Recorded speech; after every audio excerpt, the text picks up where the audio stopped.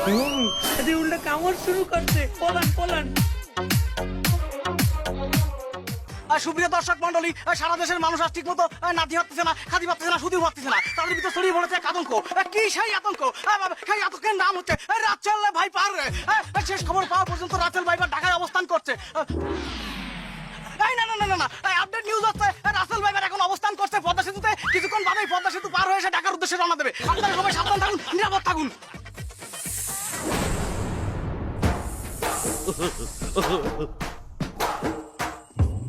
হালার কত বড় সাহস! আমার নাম মিথ্যা কথা কয়। আমি একটা রাসেল ভাইপার, আমি বলে ঢাকার উদ্দেশ্যে রওনা দিচ্ছি। আমি ঢাকা যাওয়ার কামটা কি আমার?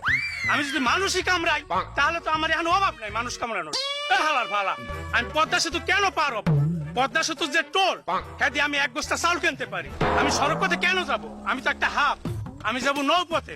আমি যে কোনো সময় বুড়িগঙ্গা দিয়ে ঢুকতে পারি। মানুষের সতর্ক না করে আতঙ্ক বানাচ্ছে। আতঙ্ক আমি দেখাচ্ছি তোরে। এই বন্ধু, নিউজ তো আরেকটা করে ফেলি বুঝিস, এটাও ভাইরাল। মানুষের ভিতরে আতঙ্ক ছড়াই দিছি। আর দেশের কোন কি খবর রচনা দেওয়ার আমার সময় নেই, আমার খবরই ভাইরাল। রাসেল ভাইপার মানে আমি মানে রাসেল ভাইপার, দুটোই ভাইরাল।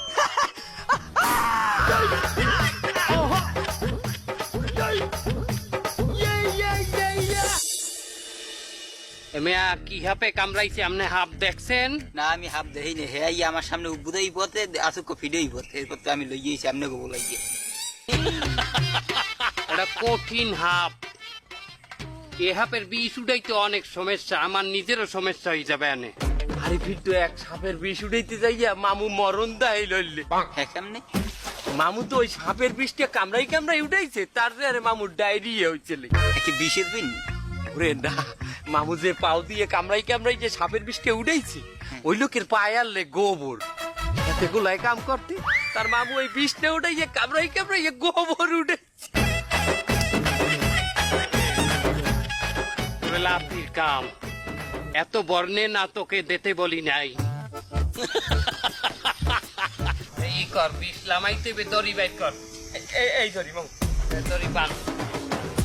পার আডু হইতে গিরা তোমায় পেঁচাইতে পেঁচাইতে টাইট করিয়া রক্ত নিগড়াইয়া পায়ের মাথায় দিয়ে ফুটো করি বাইর করমু।